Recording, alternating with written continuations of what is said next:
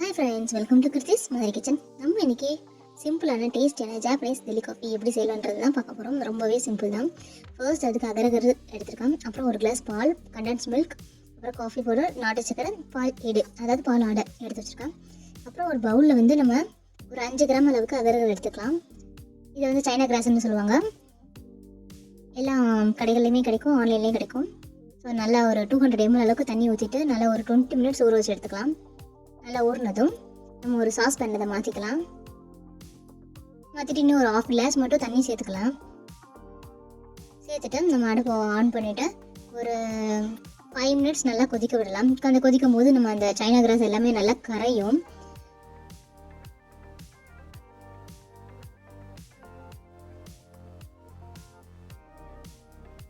ஓரளவுக்கு நல்லா கரைஞ்சிடுச்சு.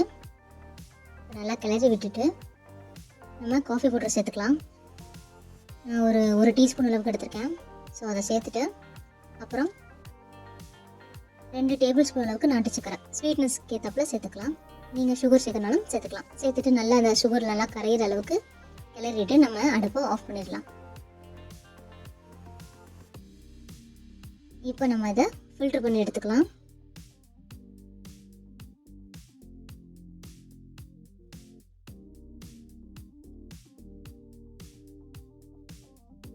நல்லா ஃபில்டர் பண்ணி எடுத்தாச்சு. இப்போ ஒரு 2 கப்பில் வந்து பாதி அளவுக்கு மட்டும் ஊற்றி செட் பண்ணி வச்சுக்கலாம். மிச்சத்தை இன்னொரு பவுல்லையும் இல்லை ஏதாவது மோல்டு இருந்தாலும் நீங்கள் மோல்டில் கூட ஊற்றிக்கலாம். ஊற்றிட்டு இந்த சூடு ஆறின பிறகு நம்ம ஃப்ரிட்ஜில் எடுத்து செட் பண்ணி வச்சுக்கணும். இப்போ ஒரு மிக்சர் ஜாரில் ஒரு 2 டீஸ்பூன் அளவுக்கு பால் ஏடு எடுத்துருக்கேன். இது வந்து ஃப்ரெஷ் க்ரீமுக்கு பதிலாக நான் அதை யூஸ் பண்ணியிருக்கேன். உங்களுக்கு ஃப்ரெஷ் க்ரீம் இருந்துச்சுன்னா ஃப்ரெஷ் க்ரீம் கூட யூஸ் பண்ணிக்கோங்க. அப்புறம் காய்ச்சி ஆற வச்ச பால் அது ஒரு கிளாஸ் எடுத்திருக்கேன். அப்புறம் கொஞ்சம் ஸ்வீட்னஸ்க்கு கண்டென்ஸ் மில்க் அது ஒரு 2 டேபிள் ஸ்பூன் அளவுக்கு சேர்த்துருக்கேன்.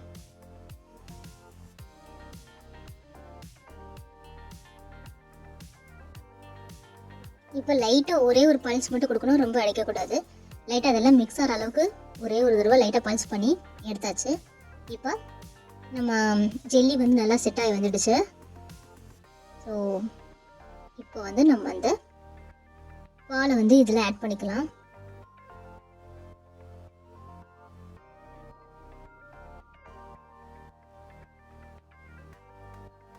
அவ்வளோதான். நம்ம எப்பவும் போல் ஒரு ஸ்பூனோ இல்லை நைஃப் வச்சு அந்த ஜெல்லியை மட்டும் லைட்டாக கொதி விட்டுட்டு சர்வ் பண்ணலாம். ரொம்பவே சூப்பராக இருக்கும். ரொம்பவே சிம்பிள் தான், குழந்தைங்களும் விரும்பி சாப்பிடுவாங்க. சிம்பிளான டேஸ்டியான ஜாப்பனீஸ் டெல்லி காஃபி ரெடி. பிடிச்சிருந்தா லைக் பண்ணுங்கள், ஷேர் பண்ணுங்கள், மறக்காமல் சப்ஸ்கிரைப் பண்ணுங்கள்.